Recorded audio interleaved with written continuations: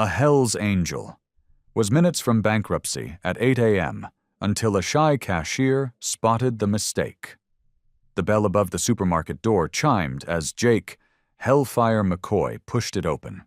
The fluorescent lights buzzed overhead, casting a harsh glow on his weathered face. His heavy boots echoed against the linoleum floor, and he couldn't help but notice how other shoppers quickly glanced away when he caught their eye. Jake ran a hand through his thick beard, trying to make himself smaller, an impossible task for a man his size. The sleeves of his leather jacket couldn't quite cover all his tattoos, stark reminders of a past he was trying to leave behind. Each aisle he walked down seemed to empty out just as he entered it.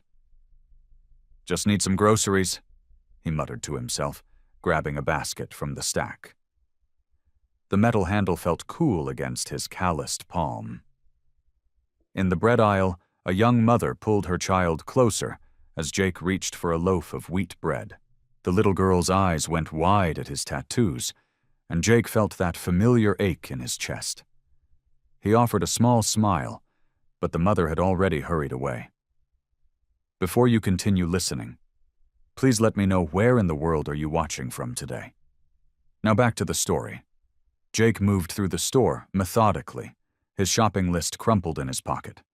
He picked up eggs, careful not to crack them with his large hands, a carton of milk, some apples that he tested gently for ripeness. Each item went into his basket with careful precision. At the canned goods aisle, he reached for some soup on the top shelf. An elderly woman nearby was struggling to reach the same shelf, her fingers barely grazing the cans she wanted. Jake hesitated, then cleared his throat softly. "Ma'am, would you like some help with that?" The woman startled, taking in his appearance, the skull tattoo visible on his neck, the scars on his knuckles, the leather vest with patches mostly removed but their outline still visible. But something in his voice must have reassured her because she gave a small nod. "The chicken noodle soup, please," she said quietly. "2 cans?" Jake reached up and carefully selected 2 cans, placing them in her cart with a gentleness that seemed at odds with his appearance. The woman murmured a thank you, and for a moment Jake felt a little lighter. Moving through the produce section, he selected some vegetables, trying to remember what he'd learned about picking fresh ones. A stock boy organizing lettuce heads nearly dropped one when Jake appeared around the corner. The fluorescent lights hummed overhead as Jake made his way to the checkout area. His basket wasn't full, but it contained enough for a few days. He chose the shortest line, ending up behind an elderly man who was counting out exact change with shaking hands. When it was finally his turn, Jake stepped forward to the register. The young woman behind the counter, her name tag read Grace, looked up at him with tired but kind eyes. Unlike the others, she didn't flinch at his appearance, though he noticed her hands pause briefly over the register keys. "Did you find everything okay today?" she asked, her voice soft but steady. Jake nodded, beginning to unload his basket. As Grace started scanning his items, he reached for his wallet, an inexplicable feeling of dread settling in his stomach. He pulled out his credit card, the plastic worn from use, and waited for Grace to finish ringing up his groceries. She looked up at him with a polite smile, the kind that didn't judge or assume, and Jake found himself wishing more people could look at him that way. Jake's hand trembled slightly as he swiped his credit card through the machine. The small screen blinked for a moment, then let out a harsh beep. A red message flashed.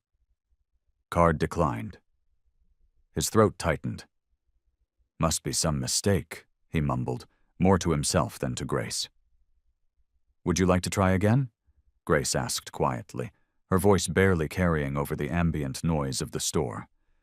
Her fingers fidgeted with the edge of her navy blue apron as she waited. Jake nodded, taking a deep breath. He slid the card through again, slower this time, making sure to follow the diagram on the machine. Another beep, another rejection. "Sometimes the magnetic strip gets worn," Grace offered helpfully. "You can try inserting it instead." She pointed to the chip reader at the bottom of the machine. The card felt heavy in Jake's hands as he carefully inserted it into the slot. The seconds ticked by, each one feeling longer than the last. Behind him, he could hear someone shifting their weight impatiently, the rustle of shopping bags, and a child asking their mother why they weren't moving. The machine beeped again. Declined. Sweat began to bead on Jake's forehead.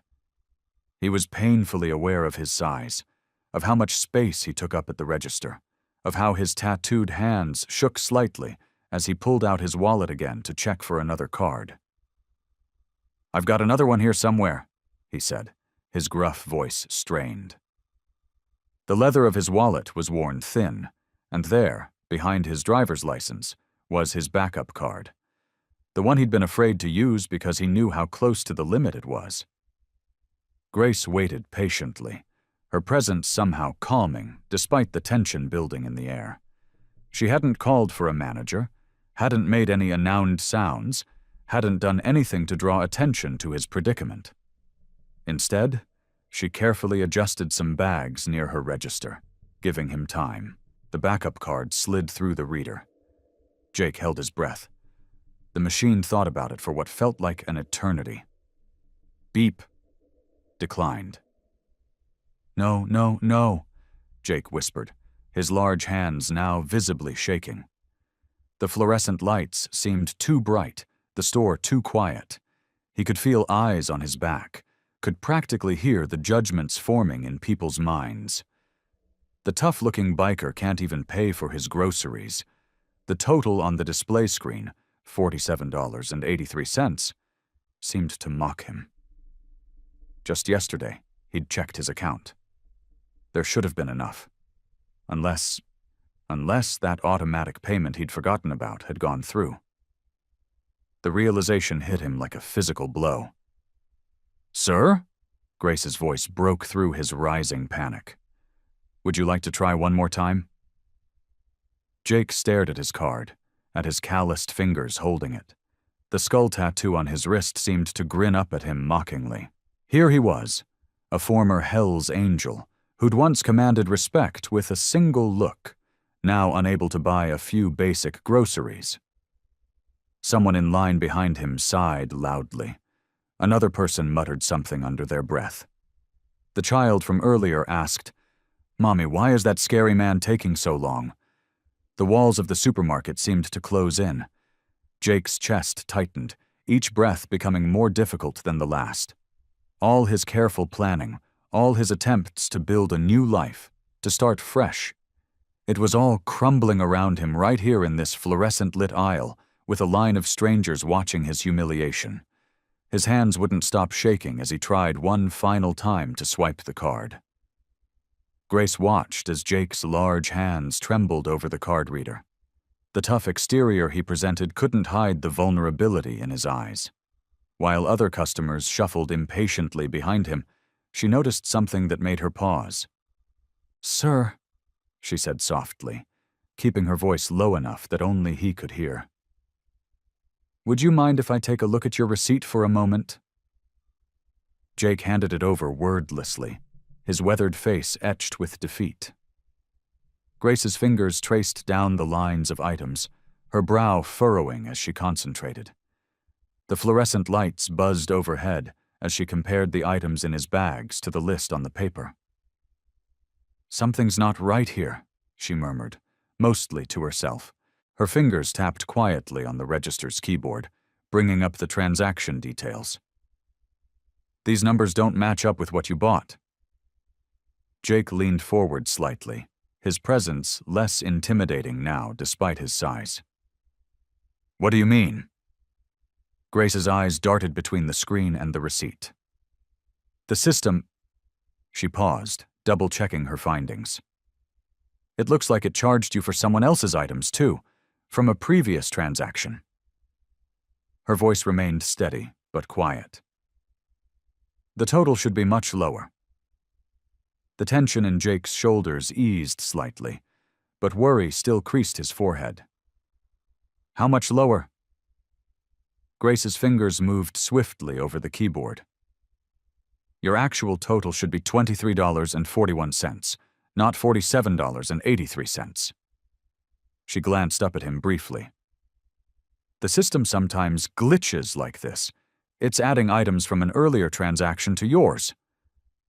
Jake's breath came out in a rush. That would explain it. Without drawing attention to herself, Grace began the process of correcting the error. Her movements were efficient but unhurried, trying not to make the situation any more stressful than it already was. The other customers in line continued their impatient shuffling, but she kept her focus on fixing the mistake. I'm going to void this transaction, she explained softly, and ring everything up again. That should take care of it. Her fingers moved deliberately across the keys, careful not to make any mistakes. Jake stood quietly, his large frame somehow seeming smaller as he watched her work. The tattoos on his hands stood out starkly as he gripped the edge of the counter, waiting. Grace scanned his items again, making sure each one registered correctly this time. The total appeared on the screen, $23.41. Would you like to try your card now? She asked, looking up at him with a gentle smile. Jake nodded, sliding his card through the reader once more. The machine whirred softly, processing the transaction. The seconds stretched out, and Grace noticed how Jake held his breath. The machine chirped pleasantly. Approved, Grace said, relief evident in her voice. Jake's shoulders sagged as the tension drained from his body.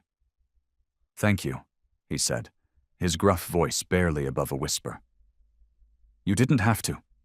Most people wouldn't have. It was the right thing to do, Grace replied simply, handing him his receipt. Their eyes met briefly, and she saw genuine gratitude in his weathered face. Jake gathered his bags, his movements more steady now. Thank you, he said again, more firmly this time. Really? Grace just nodded, already turning to the next customer, but she caught the look of wonder on Jake's face as he walked away. The look of someone who hadn't expected kindness but had received it anyway. Jake pushed through the supermarket's glass doors, his plastic bags rustling in the morning breeze. The parking lot stretched before him, half empty at this early hour. His heavy boots scraped against the asphalt as he walked, each step slower than usual as his mind wandered back to what had just happened inside. The gentle hum of traffic from the nearby street filled the air, but Jake barely noticed it. He couldn't shake the image of the cashier's quiet determination as she'd worked to fix his problem. Grace. He'd caught her name on the badge pinned to her blue uniform vest. Such a fitting name for someone who'd shown him such unexpected kindness. His truck sat alone at the far end of the parking lot, where he always parked to avoid drawing attention. The old Ford had seen better days, its red paint faded to a dull rust color. Jake loaded his groceries into the passenger seat, his movements mechanical, while his thoughts stayed fixed on Grace's actions. Didn't have to help me, he muttered to himself, settling into the driver's seat. The springs creaked under his weight as he gripped the steering wheel, not yet starting the engine. Most people took one look at his tattoos, his scarred knuckles, his thick beard, and decided he wasn't worth their time. But she hadn't hesitated to step in when she saw something wrong. The drive home was a blur of familiar streets and stop signs. Jake's apartment building came into view, a weathered 3-story structure with peeling paint and crooked window blinds. He parked in his usual spot beneath a dying oak tree, its few remaining leaves scattered across his windshield. Inside his ground-floor apartment, Jake set his groceries on the small kitchen counter. The place was clean but sparse, just the basics, nothing fancy. A fold-out table against one wall, a worn armchair facing an old TV, and a narrow hallway leading to his bedroom. The morning light filtered weakly through the dusty windows, casting long shadows across the linoleum floor. His hands shook slightly as he pulled his phone from his pocket. Jake lowered himself into the armchair, its familiar creak a small comfort as he opened his banking app. The numbers on the screen made his stomach clench. Just as he'd feared, his account balance was dangerously low. A few $100s stood between him and complete financial ruin. If Grace hadn't caught that mistake at the register... Jake ran a hand through his beard, letting out a long breath. That extra charge would have pushed him over the edge. One simple error could have been the final push into bankruptcy, the last domino to fall in a long line of financial mishaps. He stared at the numbers on his phone screen, remembering Grace's careful attention to detail, her quiet voice as she explained the error. Such a small act of kindness, but it had made all the difference. In his former life with the Angels, kindness was seen as weakness. But there had been nothing weak about the way Grace had handled the situation, just quiet competence and genuine concern. Jake set his phone down on the scratched coffee table and leaned back in his chair. The morning sun had risen higher now, warming his face through the window. He was still in trouble. The numbers in his account made that clear enough. But thanks to Grace's intervention, he had a little more time to figure things out. For now, that would have to be enough. Jake tossed and turned in his bed, the sheets tangling around his legs. The dim glow of streetlights filtered through his thin curtains, casting strange shadows on the wall. Every time he closed his eyes, he saw Grace's face, the gentle concern in her expression, the way her hands moved efficiently as she fixed the register's mistake. The old wall clock in his bedroom ticked steadily, marking each passing hour. 2 a.m. came and went. Then 3. His mind wouldn't settle, replaying the scene at the supermarket over and over. In all his years running with the Angels, kindness had been rare. People either feared him or wanted something from him. But Grace had been different. She'd helped him simply because it was the right thing to do. Jake sat up, running his hands over his face. His tattoos seemed darker in the nighttime shadows, reminders of a past he was trying to leave behind. The skull on his forearm grinned up at him mockingly. Back then, he'd worn his tough exterior like armor. Now it felt more like a wall keeping people at a distance. The springs creaked as he got out of bed, padding barefoot to the kitchen. The linoleum was cold under his feet. He filled a glass with tap water, leaning against the counter as he drank. Through his kitchen window, he could see the empty street below, a single flickering streetlight creating pools of yellow light on the wet pavement. What had made Grace step forward? Most people would have just let him deal with his embarrassment, maybe even enjoyed seeing the big, scary biker brought low by a declined card. But she'd noticed something wasn't right and took the initiative to help. It wasn't just what she'd done, it was how she'd done it. Quietly, efficiently, without drawing attention to his situation. 4 a.m. found him in his armchair, staring at the dark TV screen. He'd learned to read people during his years on the street, and something about Grace's demeanor stuck with him.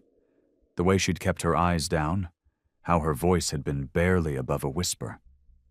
She'd helped him while trying to remain invisible herself. As the first gray light of dawn crept through his windows, Jake made up his mind. He needed to thank her properly. His mama, rest her soul, had taught him that much at least. When someone shows you kindness, you acknowledge it.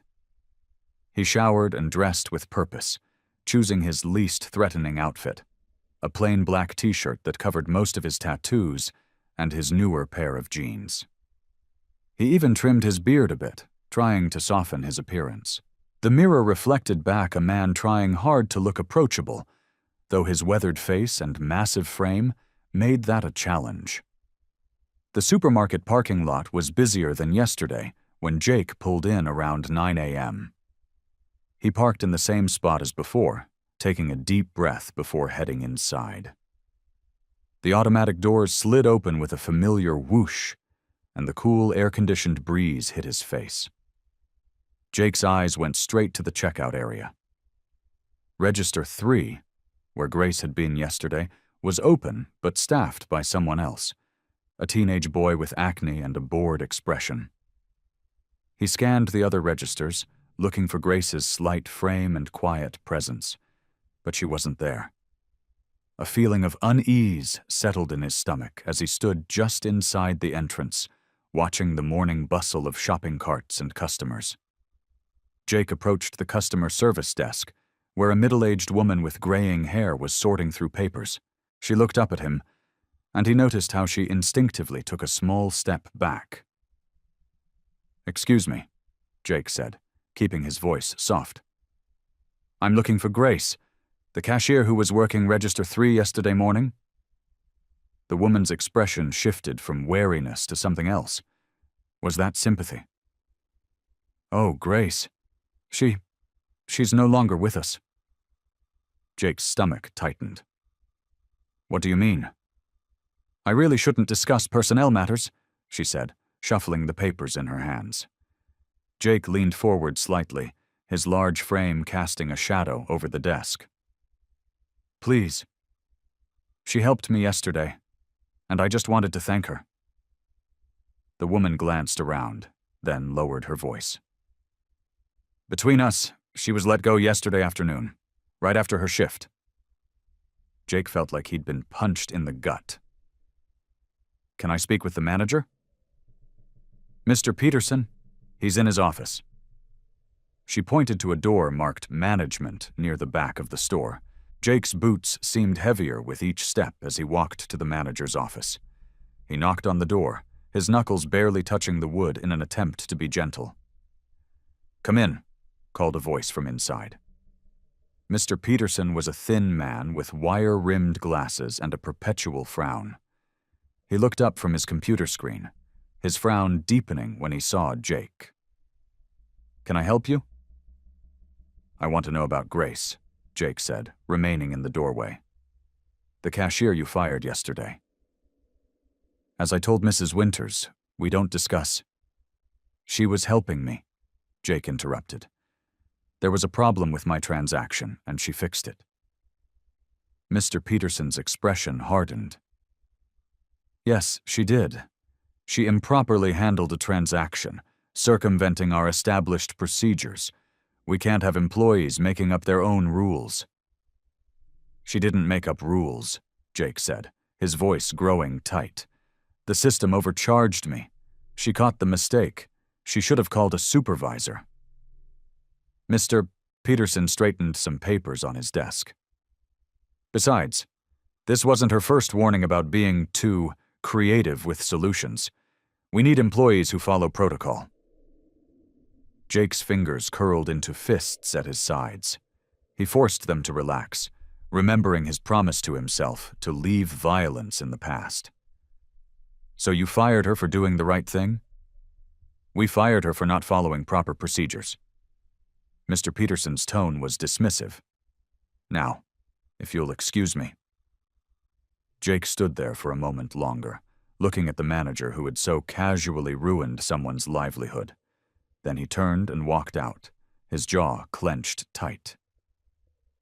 In the parking lot, Jake sat in his truck, gripping the steering wheel.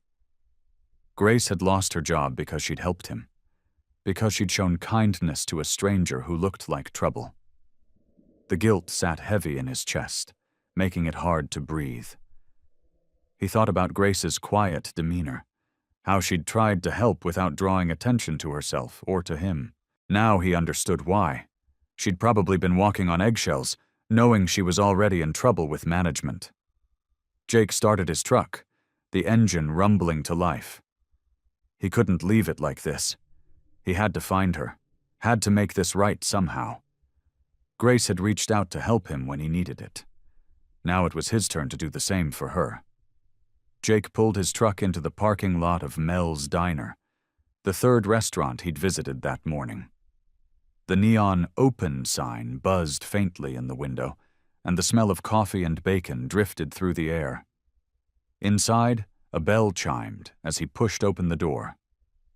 An older waitress with graying hair pulled into a tight bun looked up from wiping down the counter. Her name tag read, Betty. "Coffee?" she asked, already reaching for a mug. Jake nodded and settled onto a worn vinyl stool. "Thanks." He wrapped his hands around the warm cup, studying the scattered customers having their breakfast. "I'm actually looking for someone. Grace Winters? She used to work at Thompson's supermarket." Betty's movement slowed as she poured the coffee. "Grace? Sweet girl. Always quiet but hard-working." She set the pot down and leaned against the counter. "Heard what happened at Thompson's. Shame, really. That girl's got enough on her plate as it is." Jake's interest piqued. "What do you mean?" "Well," Betty lowered her voice, glancing around. "She's got a little one at home.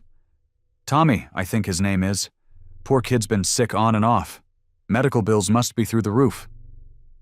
She shook her head. She used to pick up shifts here on weekends, but had to quit when Tommy's health got worse. Jake felt the weight in his chest grow heavier. "Does she work anywhere else?" "Last I heard, she was cleaning houses during the day and working nights at the gas station out on Route 40. Betty's face softened with concern. "That girl works herself to the bone, trying to keep everything together." Jake took a slow sip of his coffee, letting the information sink in. A sick kid, multiple jobs, and now, because of him, one less source of income. He spent the next 2 days visiting other businesses in town, piecing together Grace's story. At the library, an elderly volunteer remembered Grace bringing Tommy in for story time before his illness got worse. At the pharmacy, the technician mentioned how Grace always tried to smile, even when picking up expensive prescriptions. Finally, at the gas station, Jake found someone who knew where Grace lived. "She's in those apartments on Cedar Street," the night clerk told him. "The old brick building near the park. Number 12, I think." Jake drove by the address that evening. The building was worn, but well kept, with small flower boxes hanging from some windows. A children's bicycle was chained to the rack out front, its paint faded and chipped. He parked across the street, watching as lights came on in various windows as the sky darkened. Through one window, he caught a glimpse of Grace moving past, her shoulders slumped with exhaustion. Jake gripped his steering wheel, his knuckles turning white. The image of Grace helping him at the supermarket flashed through his mind, how she'd noticed his distress and quietly stepped in to help. No judgment, no hesitation, just simple kindness. Now here she was, struggling alone, probably worried sick about how to make ends meet. His jaw clenched as he thought about Mr. Peterson's dismissive attitude, about how easily some people could destroy others' lives without a second thought. He couldn't leave things like this. Grace had shown him kindness when he needed it most, and now she needed help. The question was, what could someone like him, an ex-biker with a troubled past and dwindling savings, possibly do to make things right? Jake sat in his truck, watching the warm light from Grace's window, and felt his resolve hardening into determination. He might not have much, but he had to try something. He owed her that much. The evening air had turned cool as Jake stood before apartment number 12, his heart pounding against his ribs. The brick building loomed over him, its weathered facade a testament to years of housing working-class families. A lone moth fluttered around the dim hallway light, casting shifting shadows on the worn welcome mat at Grace's door. He wiped his sweaty palms on his jeans and took a deep breath. The leather of his jacket creaked as he raised his hand and knocked 3 times, each rap echoing in the quiet hallway. For a moment, there was silence. Then, soft footsteps approached from inside. The door opened just a crack, held by a security chain, and Grace's tired face appeared in the gap. Her eyes widened with recognition. "Mr. McCoy." Her voice was barely above a whisper. She glanced nervously down the hallway, as if checking to see if anyone else was there. "Just Jake, please," he said, trying to keep his voice gentle despite his gruff appearance. "I hope I'm not disturbing you." Grace hesitated, then closed the door. Jake heard the chain sliding, and the door opened wider. She stood in the doorway, wearing simple jeans and a faded sweater, her brown hair pulled back in a messy ponytail.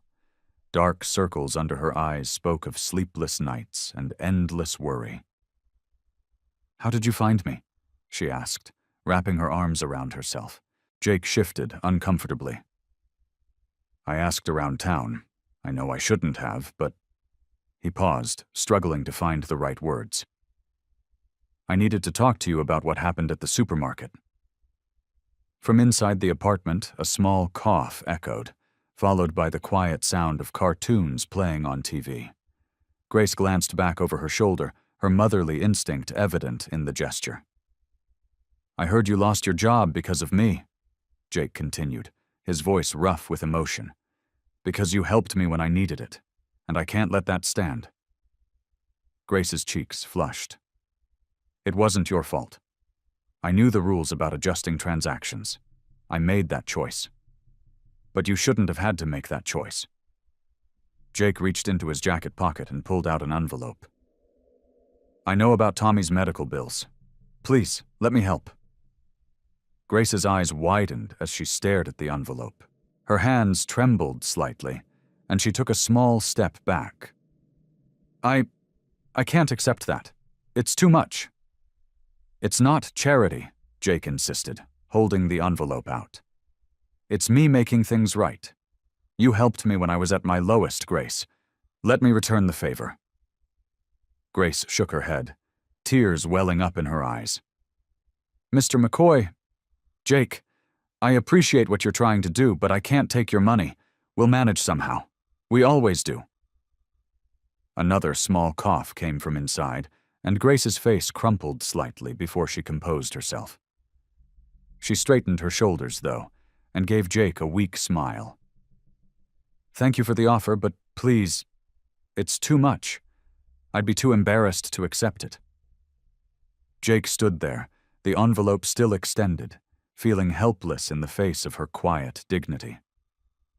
The moth continued its dance around the hallway light, casting shifting shadows between them.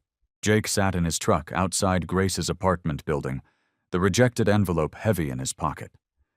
The engine ticked as it cooled in the evening air. His large hands gripped the steering wheel, knuckles white with frustration.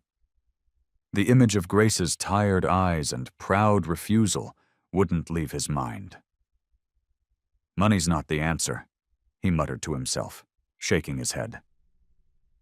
The leather seat creaked as he leaned back, staring at the building's brick facade. A gentle rain started to fall, creating tiny rivers down his windshield. His thoughts drifted back to the supermarket. The fluorescent lights, the squeaky floors, the place where Grace had shown him kindness. Something clicked in his mind. Maybe there was another way to help, something bigger than just throwing money at the problem. Jake pulled out his phone and searched for the supermarket's name. His rough fingers tapped against the screen as he scrolled through local news articles. One headline caught his eye. "Local supermarket struggles amid economic downturn." "That's it," he whispered, sitting up straighter. The rain picked up, drumming steadily on the truck's roof. He began reading more intently, his eyes moving quickly across the screen. The store's owner was looking to sell. The business was struggling but still viable. Jake's heart began to race. He'd never run a store before, but he'd managed businesses in his younger days, legitimate ones, after leaving the Angels. His savings account held enough for a decent down payment. It was crazy, but maybe? He opened his banking app and checked his balance. The numbers stared back at him, representing years of careful saving after turning his life around. It would be tight, but it might just work. "This is insane," he said to himself, running a hand through his beard. But the more he thought about it, the more right it felt. He could give Grace her job back. Better than that, he could give her a real career, a chance to provide for her son without working herself to exhaustion. His hands shook slightly as he dialed the number of Sarah Chen, a real estate agent he'd worked with years ago when buying his apartment. The phone rang 3 times before she answered. Sarah Chen speaking. "Sarah, it's Jake McCoy." He cleared his throat. "Remember that favor you owe me from the apartment deal?" "Jake? Of course I remember. What's on your mind?" He took a deep breath. "I need information about Miller's Supermarket on Oak Street. I heard it's for sale." There was a pause on the other end. "The supermarket? Jake, that's quite different from anything you've looked at before." "I know it sounds crazy," he said, watching the rain blur the world outside his windshield. "But I need to know everything, asking price, financial statements, the whole picture." Sarah's typing could be heard through the phone. "Give me a day to gather the information, but Jake..." She hesitated. "Are you sure about this? Running a supermarket is complicated business." Jake looked up at Grace's apartment window, where a soft light still glowed. "I'm not sure of anything right now, Sarah, but I need to try. Can you help me?" More typing sounds came through the line. "I'll make some calls first thing tomorrow. The owner's been trying to sell for a while, so that works in our favor." "Thanks, Sarah." Jake's voice was gruff with emotion. "I appreciate it." After hanging up, Jake sat in his truck for a long moment, listening to the rain. The enormity of what he was considering settled over him like a heavy blanket. He had no idea if this would work, or if he was making the biggest mistake of his life. But as he thought of Grace's quiet strength and her refusal to accept charity, he knew he had to try something bigger than just offering money. The morning sun filtered through the dusty blinds of Jake's apartment as he spread the financial documents across his kitchen table. His coffee had gone cold, forgotten amid the sea of papers Sarah had delivered. The numbers weren't great, but they weren't as bad as he'd feared. Jake ran his calloused fingers through his beard, studying the profit and loss statements. The supermarket was struggling, but not dying. It just needed someone who cared enough to turn it around. His eyes drifted to the loan application forms sitting at the corner of the table, still blank. His phone buzzed. It was Sarah. "The owner's willing to negotiate," she said without preamble. "He's motivated to sell quickly." Jake's heart thumped harder. "How much?" Sarah named a figure that made him wince.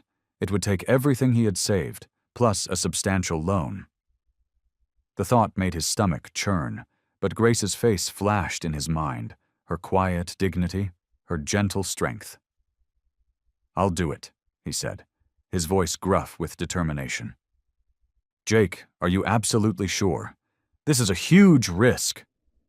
He looked around his sparse apartment, everything he owned paid for with honest work after leaving his old life behind.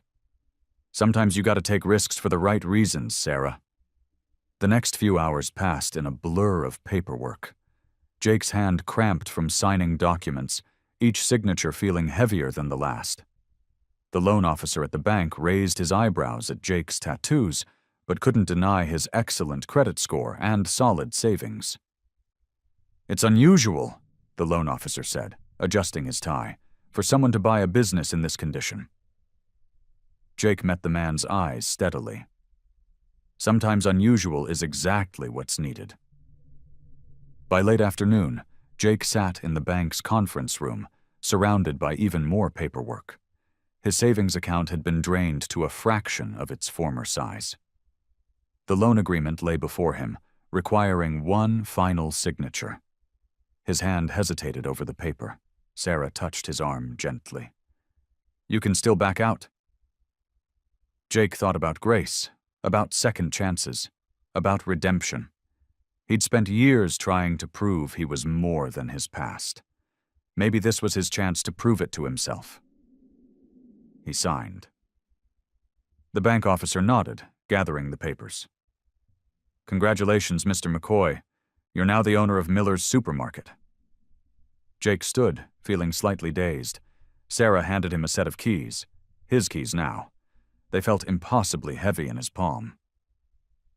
"The current staff has been notified of the ownership change," Sarah said, walking him to his truck. "You can take possession immediately." Jake climbed into his vehicle, staring at the keys in his hand. The morning sun caught the metal, making them gleam. His heart raced with equal parts excitement and terror. He'd just committed nearly everything he owned to this gamble. "What have I done?" he whispered, but it wasn't really a question. He knew exactly what he'd done. He'd taken the biggest risk of his life, all because a quiet cashier had shown him kindness when he needed it most.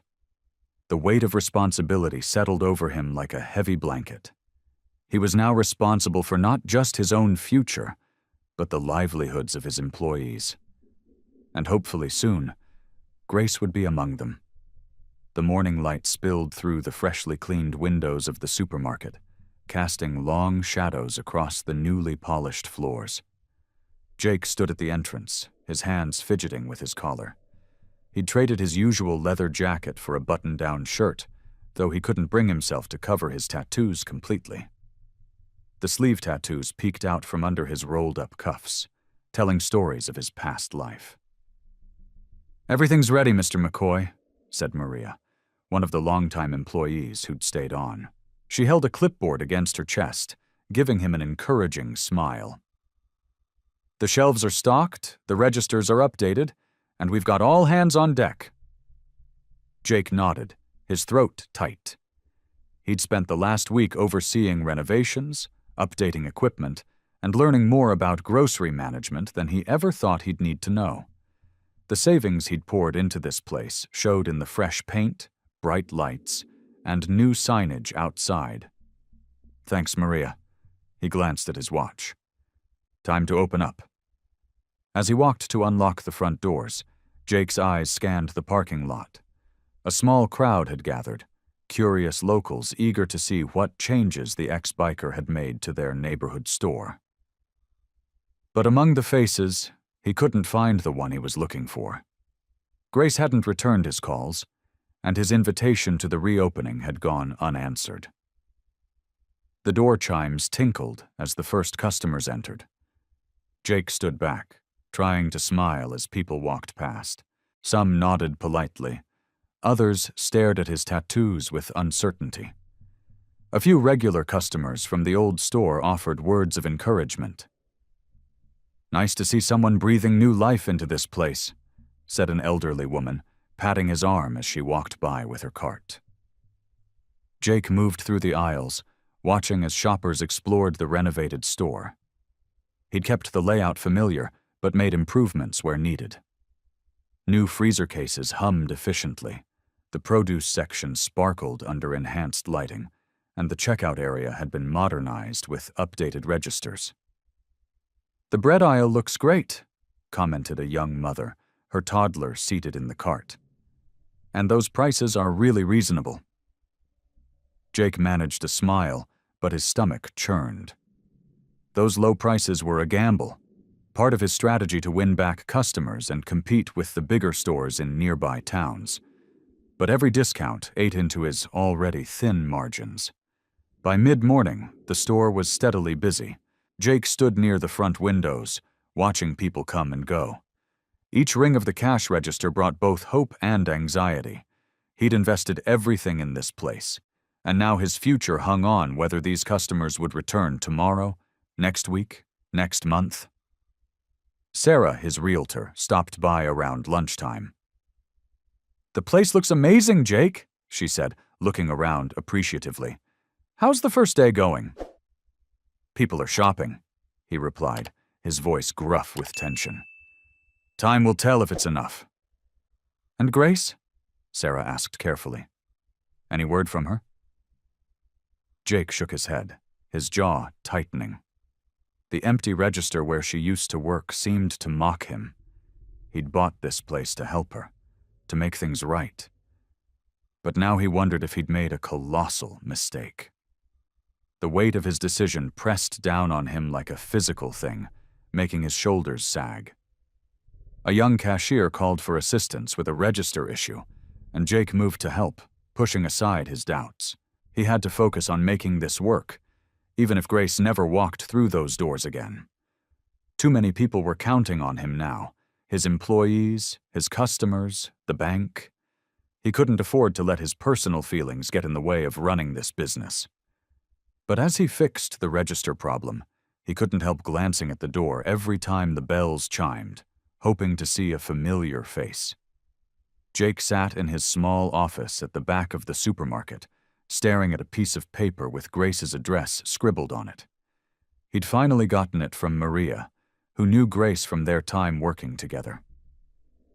The first day's sales numbers lay forgotten on his desk, as his mind wandered to the empty manager's position he still needed to fill. The evening sun cast long shadows through the blinds as he drove his old pickup truck through the quieter part of town. The streets narrowed, and the houses grew smaller and closer together. Jake's truck rumbled to a stop outside a modest apartment complex, its faded brick exterior showing years of wear. He climbed the stairs to the second floor, his heavy boots echoing in the stairwell. At apartment 2B, he hesitated before knocking. The door opened slightly, held by a security chain. "Grace?" Jake's voice was softer than usual. "Can we talk?" The door closed, then opened fully. Grace stood there, looking tired and worn. Dark circles under her eyes told of sleepless nights, and her shoulders carried the weight of exhaustion. Behind her, Jake could see a small living room with toys scattered about and a pile of medical bills on the coffee table. "I've been trying to reach you," Jake said, shifting his weight uncomfortably. Grace wrapped her arms around herself. "I know. I'm sorry. Tommy's been sick again. We spent 3 days at the hospital last week." Jake's expression softened. "Is he okay?" "He's sleeping now." Grace glanced back into the apartment. "The doctors say he's stable, but—" Her voice trailed off, and she blinked rapidly, fighting back tears. "Can I come in? Just for a minute?" Grace hesitated, then nodded, stepping aside. The apartment was small but clean, despite the chaos of caring for a sick child. A half-eaten bowl of cereal sat on the kitchen counter, and a blanket was crumpled on the couch where Grace had probably been catching moments of rest between caring for Tommy. "I heard you bought the store," Grace said quietly, clearing some toys from a chair so Jake could sit. "Yeah." Jake remained standing, his large frame making the small room feel even smaller. "That's actually why I'm here. I need a manager." Grace looked up sharply. "What?" "Someone who knows the store, the customers, the employees, someone who cares about doing things right." Jake met her eyes. "Someone like you." "Me?" Grace shook her head. "Jake, I can't. Tommy needs me. The medical bills." "The position comes with full health insurance," Jake said quickly. "Better pay than before, flexible hours. You could work around Tommy's appointments." Grace sank into the couch, overwhelmed. "Why are you doing this?" "Because you helped me when no one else would," Jake replied honestly. "And because you're the right person for the job." Through the thin walls, they could hear a child's cough from the bedroom.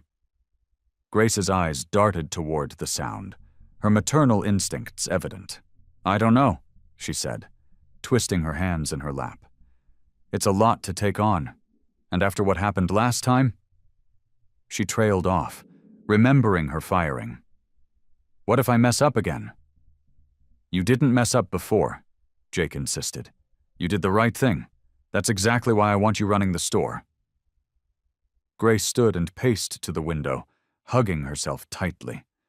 The setting sun painted the room in warm oranges and reds, highlighting the worry on her face. It would change everything, she whispered, more to herself than to Jake. I don't know if I can handle any more changes right now. The silence in Grace's small apartment grew heavy as she sank back onto the worn couch. Her fingers traced invisible patterns on the armrest, her eyes fixed on a point somewhere in the distance. Jake remained standing, his imposing figure softened by the concern etched on his weathered face. Grace's voice quivered. I'm scared, Jake. What if I can't handle it? What if I make another mistake? She looked up at him, her eyes glistening. You've invested so much in this store. I don't want to be the reason it fails.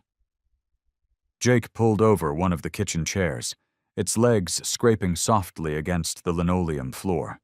He sat down, leaning forward with his elbows on his knees. Grace, you're the most capable person I've met in this town. The way you handle everything on your plate. He gestured around the apartment at the evidence of her busy life as a single mother. That takes real strength. A weak smile flickered across Grace's face. Being overwhelmed isn't the same as being strong. No, Jake agreed, his voice gentle. But keeping going when you're overwhelmed? That's what makes you strong. Through the thin walls, they could hear Tommy stirring in his sleep. Grace's attention immediately shifted toward the sound, her body tensing slightly until the apartment fell quiet again. The store needs someone like you, Jake continued. Someone who sees people, not just customers. Someone who understands what it's like to struggle. He paused, running a hand through his graying beard. I know about running from the past, Grace, but sometimes you've got to stop running and take a chance. Grace stood and walked to the kitchen window, wrapping her arms around herself. The streetlights were starting to come on outside, casting long shadows across the parking lot below.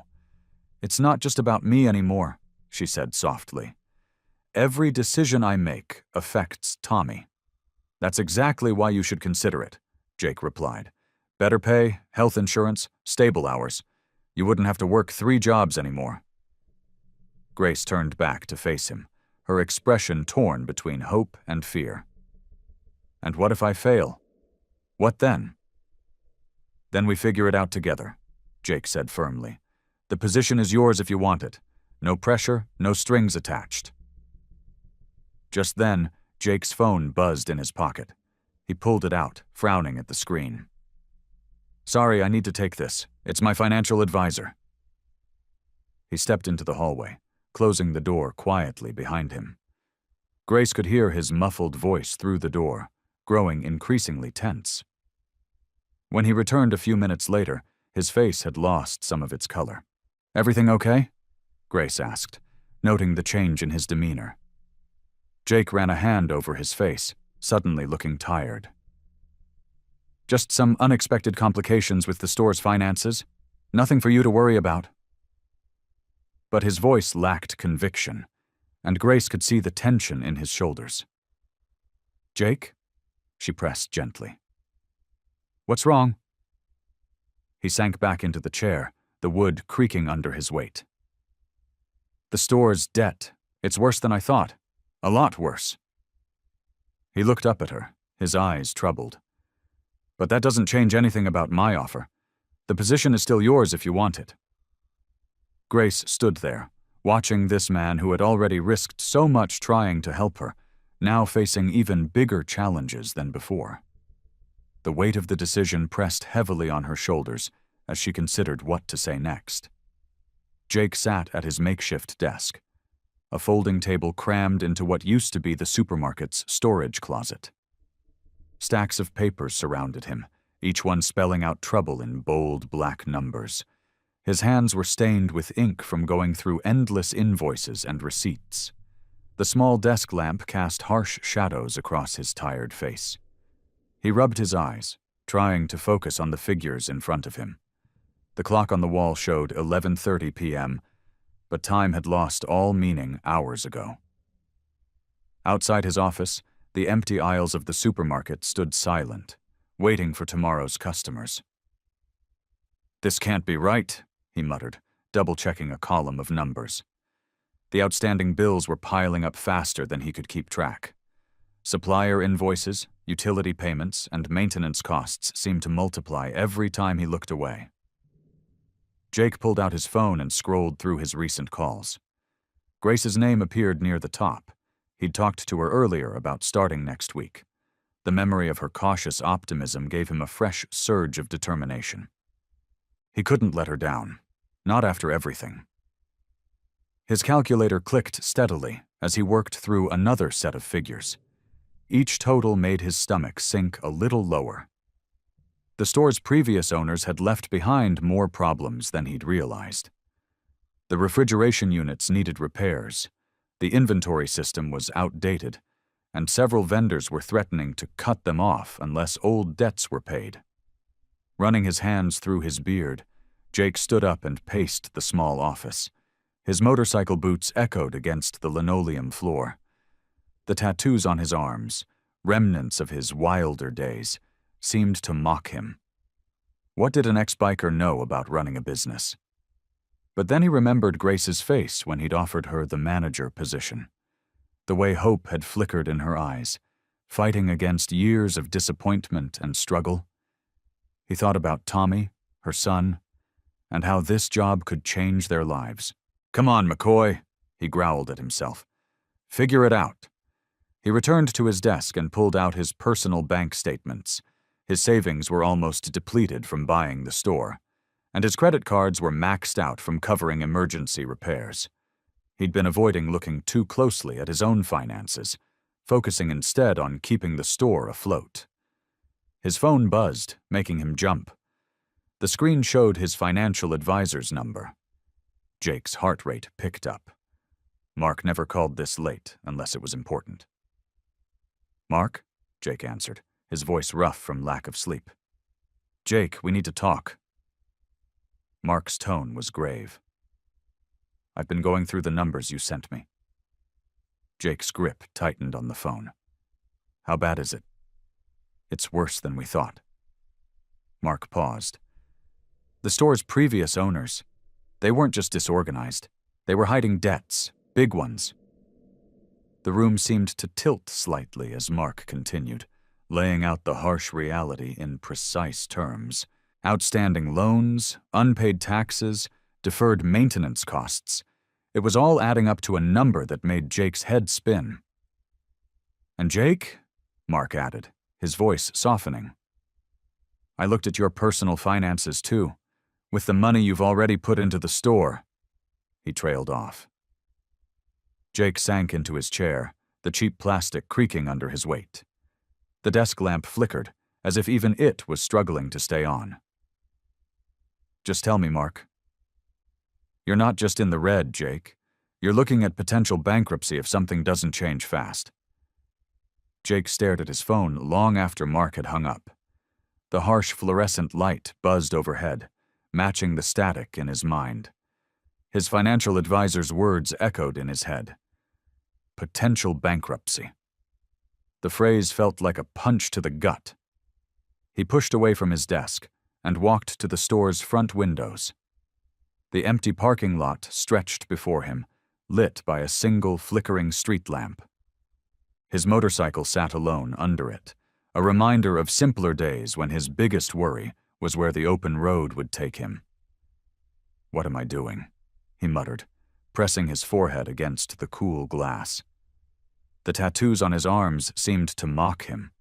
Skulls and flames from a past life when he thought he was invincible. Now here he was, trying to run a failing supermarket, pretending he could be something he wasn't.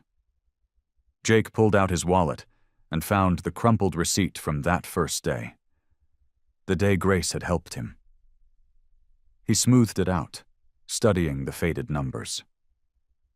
One small act of kindness had sparked all this, and now he was in deeper trouble than before. His phone buzzed with a text from his landlord, reminding him that rent was due tomorrow.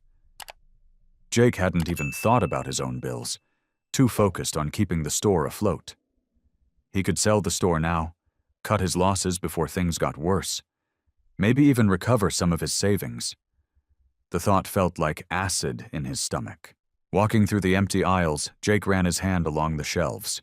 Some were half empty because he couldn't afford to fully stock them. The produce section needed new display cases. The checkout counters needed updating. Everything needed something, and he was running out of money to fix any of it.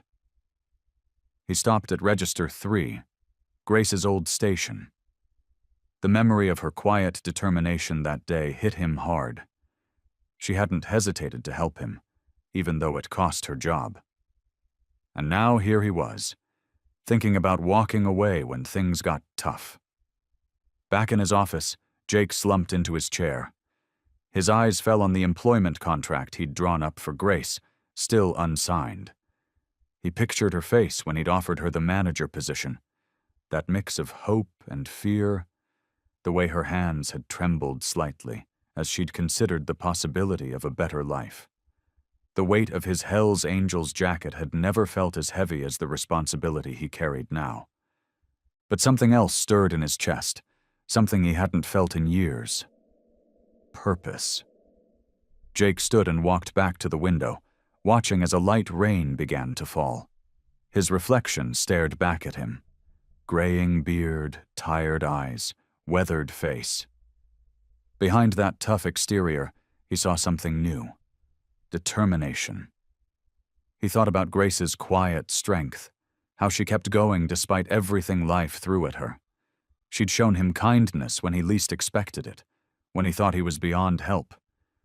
Maybe that's what this was all about, not just saving a supermarket or offering someone a job, but proving that change was possible. No, he couldn't walk away.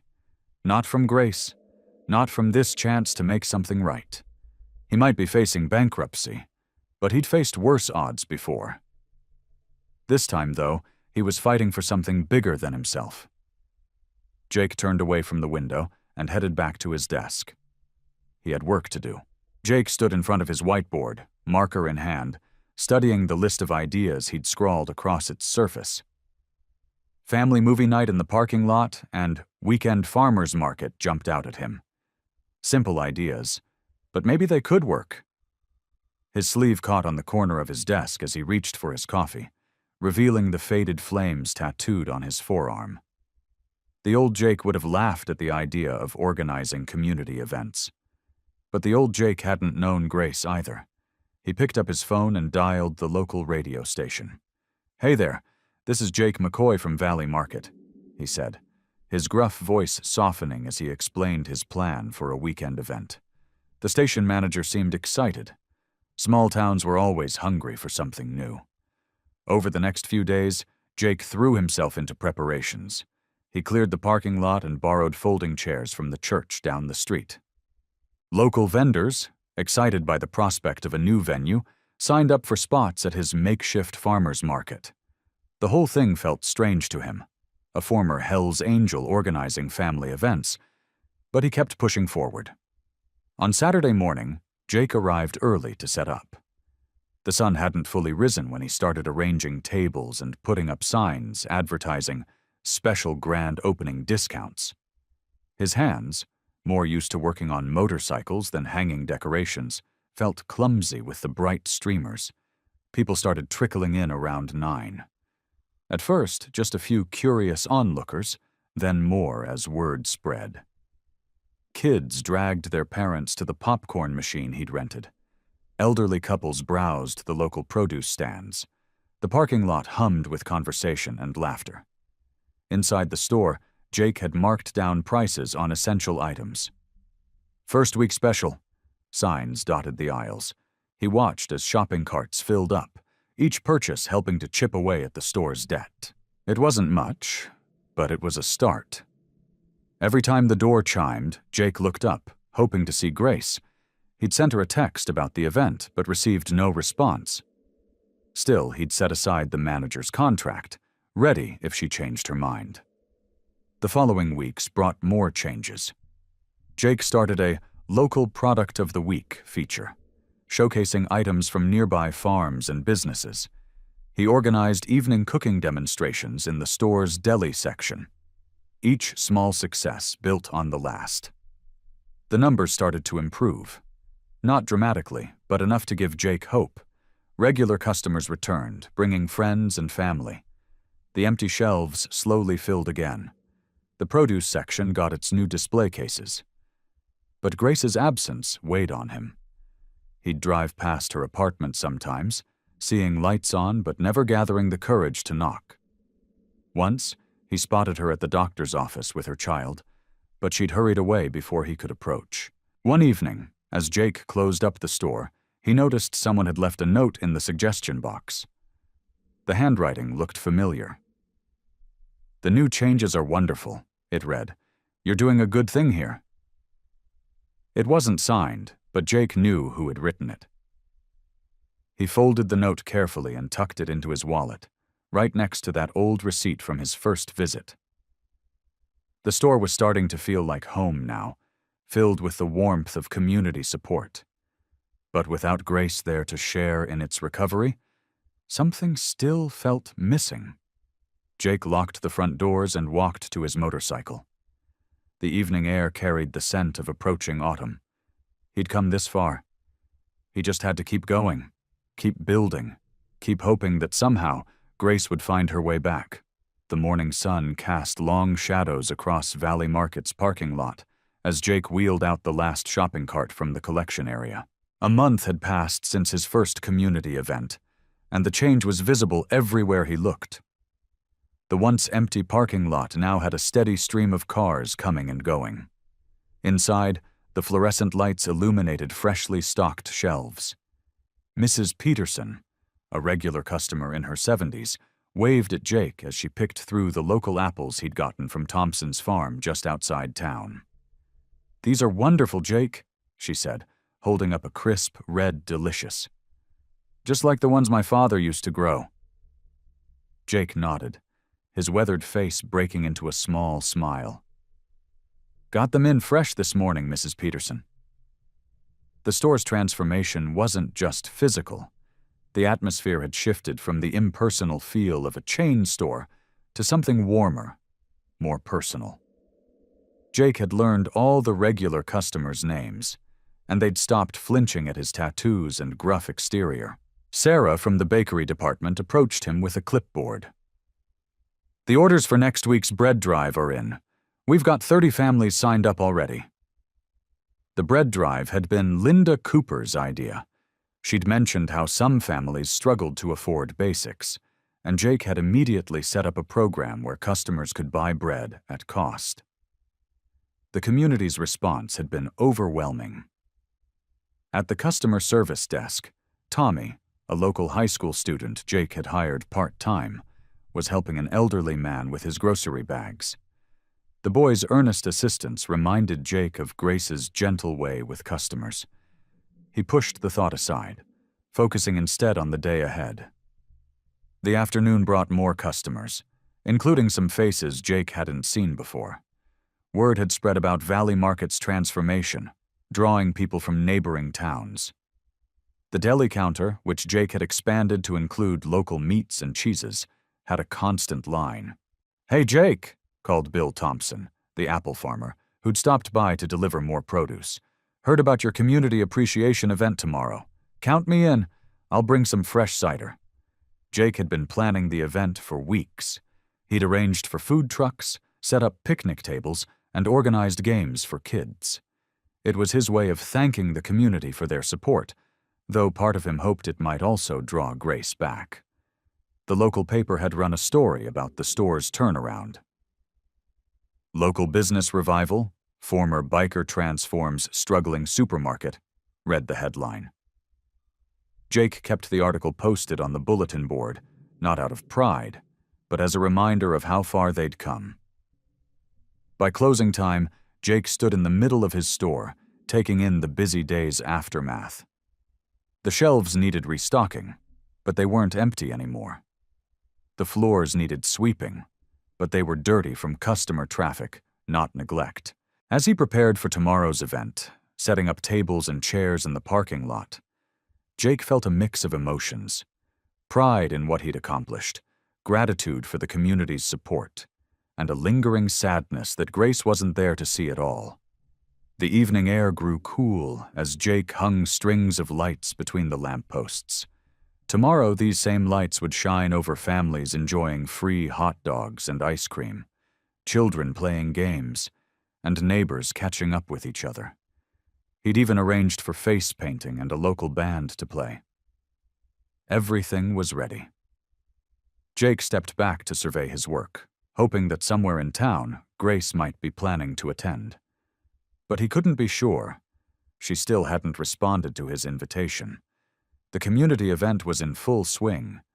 Children darted between tables with painted faces, some sporting butterfly wings, others with superhero masks.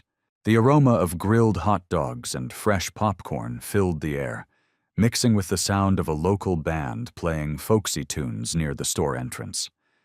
Grace stood at the edge of the parking lot, one hand clutching her purse strap. She watched as Jake moved through the crowd, his tall frame and tattooed arms making him easy to spot. Despite his intimidating appearance, children flocked to him, showing off their face paint and asking for more popcorn. He'd shed his usual leather jacket for a Valley Market polo shirt, though it did little to soften his rugged appearance. "Here, sweetie," she heard him say to a little girl with pigtails, kneeling down to her level. "Try the strawberry ice cream. It's from Miller's Dairy just down the road." The girl's face lit up as she accepted the cone, and Jake's gentle smile made Grace's heart twist.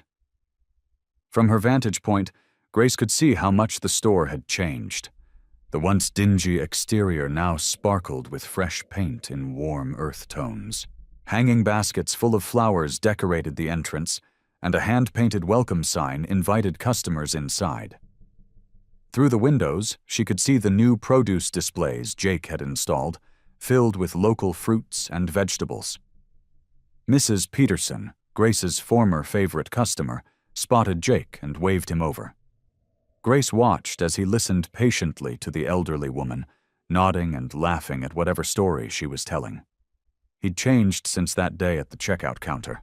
There was an ease to his movements now, a quiet confidence that had replaced his former tension. The sun began to set, casting long shadows across the parking lot. The crowd thinned as families headed home, children clutching balloons and small prizes from the games. The band played their final song, a gentle melody that floated on the evening breeze. Jake started collecting empty paper plates and cups, depositing them in recycling bins. He worked methodically, speaking quietly with the remaining customers as they said their goodbyes.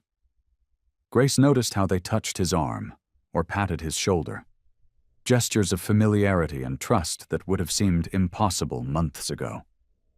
Finally, as the last customers departed and the cleanup crew began dismantling tables, Grace stepped out of the shadows. Jake was standing alone near the store entrance, watching the sunset paint the sky in shades of pink and gold. "It's different now," Grace said softly, coming to stand beside him. Jake turned, surprise flickering across his face. "Grace," he said, his voice rough with emotion. "You came." "I've been watching," she admitted, gesturing to the store. "What you've done here, it's amazing." Jake's shoulders relaxed slightly. "It's not just me. The whole community pitched in." "But you made it happen," Grace said. "You took a chance when everyone else had given up." They stood in comfortable silence for a moment, watching as the cleanup crew finished their work. The string lights overhead twinkled in the growing dusk, creating a gentle glow around them. "The job offer," Grace said finally, turning to face him. "Is it still open?" Jake nodded, hope lighting his eyes. "It's yours if you want it. Always has been." Grace took a deep breath, thinking of her child, of their tiny apartment, of all the struggles they'd faced. "I do," she said quietly. I want to be part of this. What you've built here, it's more than just a store. It's a second chance." Jake's face softened with relief. "That's exactly what it is, Grace. A second chance for all of us." Grace's first morning as manager started early. The sun hadn't yet risen when she unlocked the store's front door, her new keys jingling in her hands. The fluorescent lights hummed to life, illuminating the freshly polished floors and neatly arranged shelves. Jake was already there, his motorcycle parked in its usual spot near the loading dock. She found him in the back office, poring over inventory sheets with a pencil tucked behind his ear. He looked up when she entered, and a warm smile cracked through his weathered features. "Morning," he said, pushing aside the papers. "Ready for day one?" Grace nodded, though her stomach was doing flips. "I think so, just a little nervous." "You've got this," Jake assured her, standing up. "Let me show you around properly this time." They walked through the store together as Jake explained the morning routine. Grace took notes in a small notebook, her neat handwriting filling the pages with opening procedures, vendor contacts, and staff schedules. She was surprised by how thorough Jake was, how he seemed to know every detail of running the store. "The produce delivery comes at 6, Jake explained as they reached the back room. "Tommy's been our guy for years. He'll give you the best prices if you ask about his grandkids first." Grace smiled, adding this to her notes. "You've really thought of everything." "Had to," Jake said, his voice gruff but kind. "This place means too much to too many people to mess it up." As the morning progressed, Grace found herself falling into an easy rhythm. She helped stock shelves, arranged displays, and greeted early customers with growing confidence. Jake stayed nearby, offering guidance when needed, but mostly letting her find her own way. During a quiet moment, Grace watched Jake help Mrs. Peterson reach a high shelf. His tattoo-covered arms, once so intimidating, now seemed less threatening as he carefully handed the elderly woman her favorite tea. "You know," Grace said when Jake returned to the register area, "I never thought I'd be here. Working with you, I mean." Jake leaned against the counter, his expression thoughtful. "Because of how I look?" "Not exactly," Grace admitted. "It's just, when we first met, you seemed so hard, closed off. But now—" She gestured around the store, at the cheerful displays and the steady stream of happy customers. "You've created something special here." "We've created something," Jake corrected her. "I wouldn't be here if you hadn't helped me that day." Grace felt her cheeks warm at the memory. "I just did what anyone would do." "No," Jake said firmly. "You didn't. Most people would have just let me fail. But you saw past all this."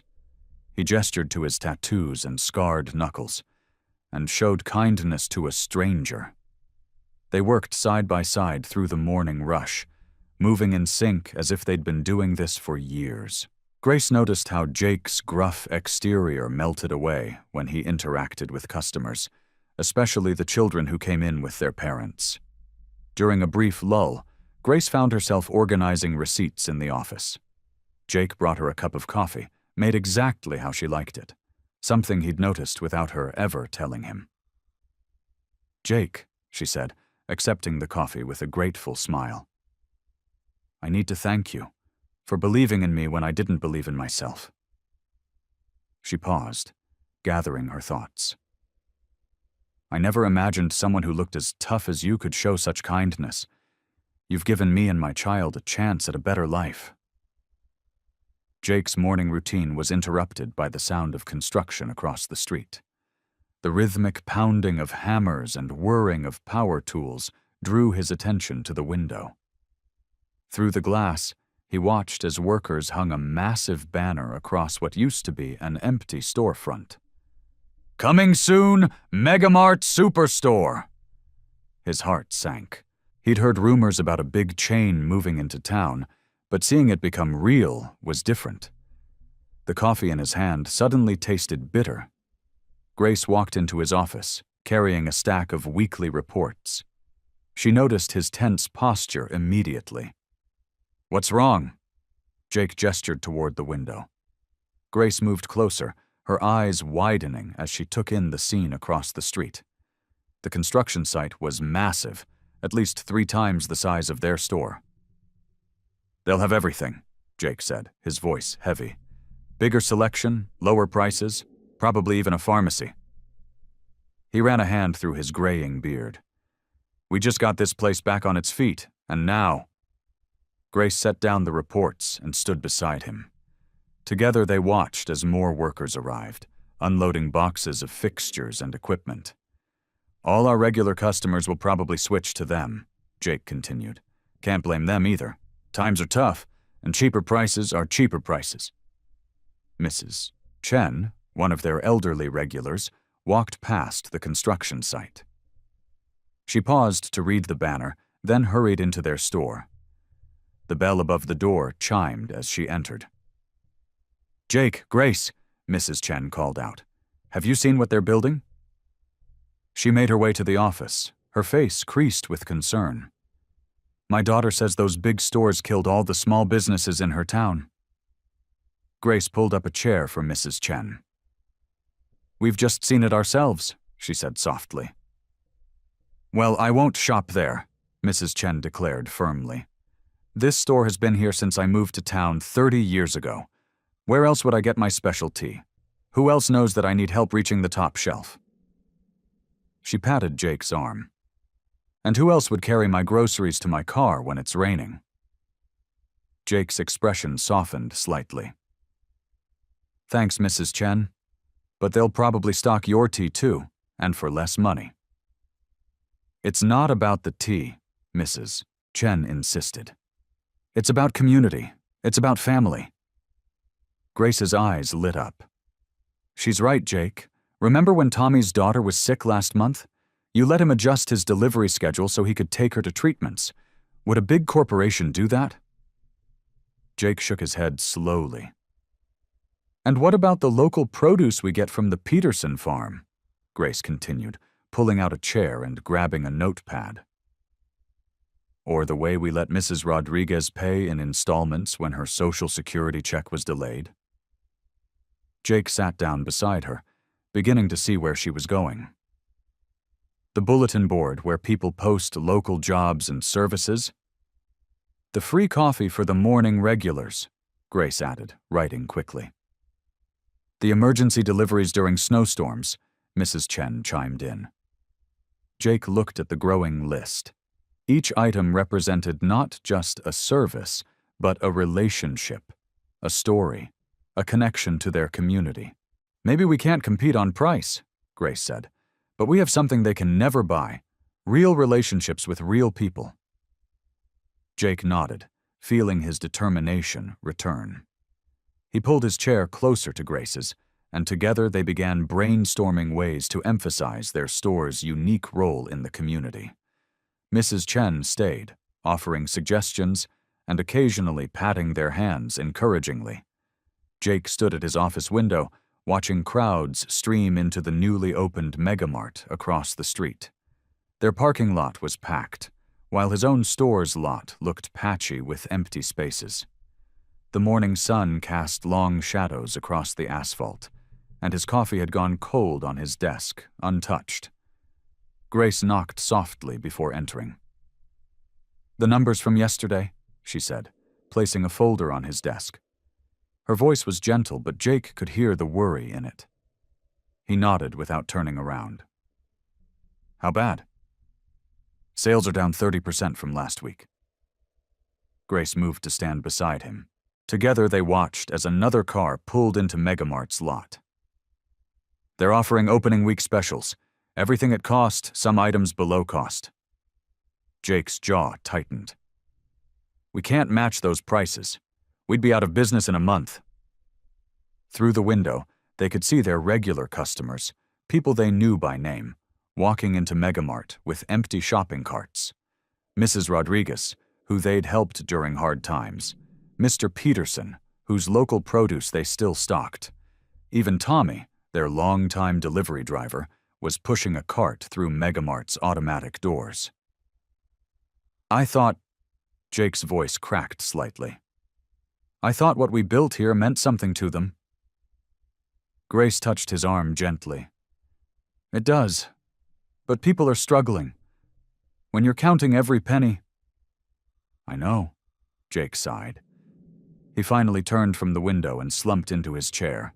The leather creaked under his weight, and his tattoos seemed darker against his pale, worried face. Maybe we were fooling ourselves. Maybe there's no place for stores like ours anymore. Grace sat across from him, her hands folded in her lap. Remember what you told me when I was afraid to take this job? You said sometimes the biggest risks lead to the best rewards. Jake managed a small smile. Using my own words against me? Someone has to. She pulled out a notebook. Look, I've been thinking. Megamart can beat us on prices, but they can't beat us on heart. Jake leaned forward, his interest piqued. Go on. Remember last month when old Mr. Jenkins couldn't drive because of his hip surgery? We delivered his groceries for free. Megamart would never do that. Grace's voice grew more animated. And when Sarah's kid had allergies, we special ordered those gluten-free cookies she loves. Jake nodded slowly, beginning to see where she was going. The Christmas food drive we did? Exactly. Grace's eyes lit up. We're not just a store, Jake. We're part of people's lives, but maybe... She hesitated, then continued. Maybe we need to make that more official. Jake raised an eyebrow. What do you mean? What if we started a real community outreach program? Not just random acts of kindness, but something organized. Something that shows people we're invested in their lives, not just their money. Jake sat up straighter, his expression changing. The weight of worry began to lift from his shoulders as possibilities formed in his mind. He could see it clearly now. Not just a business strategy, but a way to make their store truly essential to the community. We could start with the elderly, he said, reaching for a pen.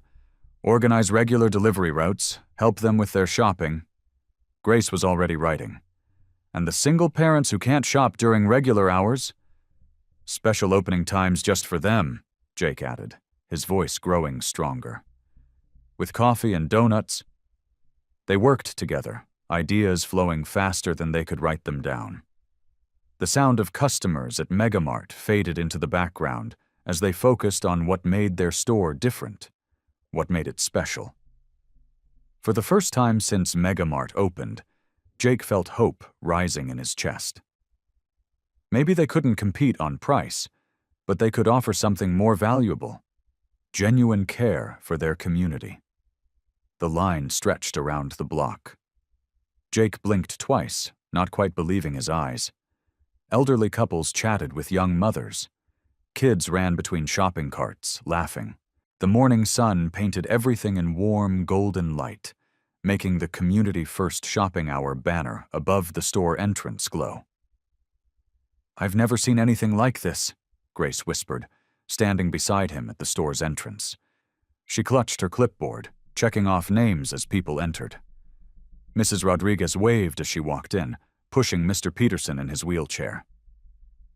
My delivery driver had the flu, she explained, but Sarah offered to pick me up on her way here. Inside, the store hummed with activity. Volunteers in bright yellow vests helped elderly customers reach high shelves. A table near the deli offered free coffee and fresh pastries. In the corner, 2 teenagers taught an older gentleman how to use his smartphone to access the store's new delivery app. Look at this, Jake said, pointing to the community board they'd installed. It was covered with colorful posts, babysitting offers, lawn care services, study groups, and ride shares. Their store had become more than just a place to buy groceries. It was a hub where neighbors helped neighbors. The local newspaper reporter, Amy Chen, approached them with her camera. Mind if I get a few shots? This is incredible. Megamart's practically empty today. Grace smiled. We're just giving people what they really need, A place to belong. Jake watched as Tommy, their delivery driver, organized a group of volunteers for the afternoon's home deliveries. They had clipboards and carefully planned routes to reach every homebound customer in town. What had started as a simple delivery service had grown into a full network of community support. "Remember when we thought we'd lose everything?" Grace asked softly, watching a young mother teaching an elderly woman how to use their new self-checkout machine. The older woman was laughing, her fears of technology melting away under patient guidance. "Sometimes the best ideas come from the hardest times," Jake replied. He'd removed his leather jacket, and his tattoo-covered arms were visible in his short-sleeved shirt. Nobody seemed intimidated anymore. They just saw him as Jake, the guy who helped carry their groceries and remembered their grandkids' names. The store's phone rang constantly with new delivery requests and people asking to volunteer. Their small office had become a command center for community outreach. Local farmers dropped off fresh produce, knowing it would reach families in need. High school students earned community service hours helping with deliveries and teaching computer skills. Sarah, the young mother Grace had mentioned earlier, approached them with tears in her eyes. "I just wanted to say thank you," she said. "The special shopping hours for parents with special needs kids.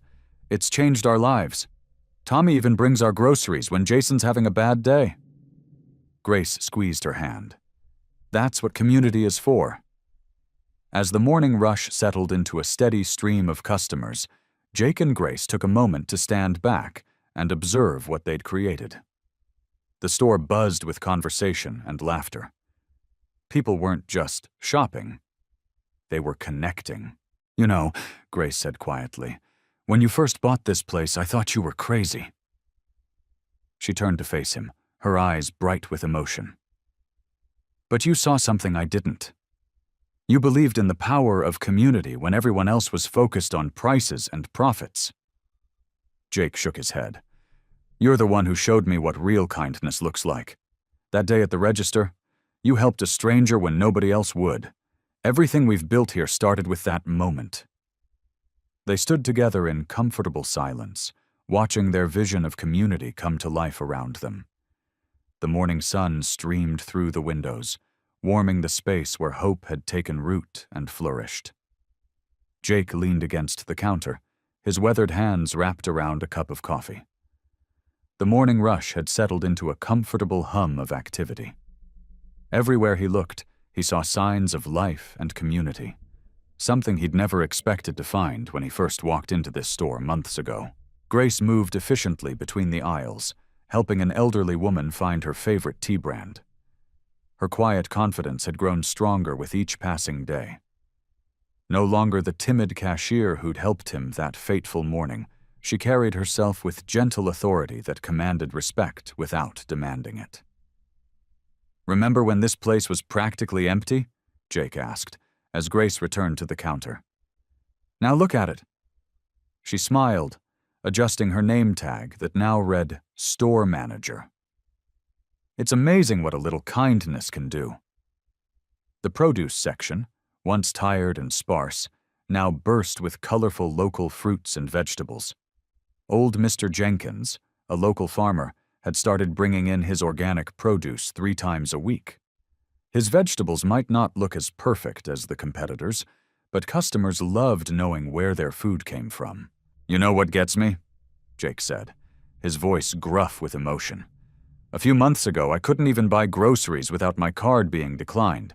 I was so focused on myself, on my own problems."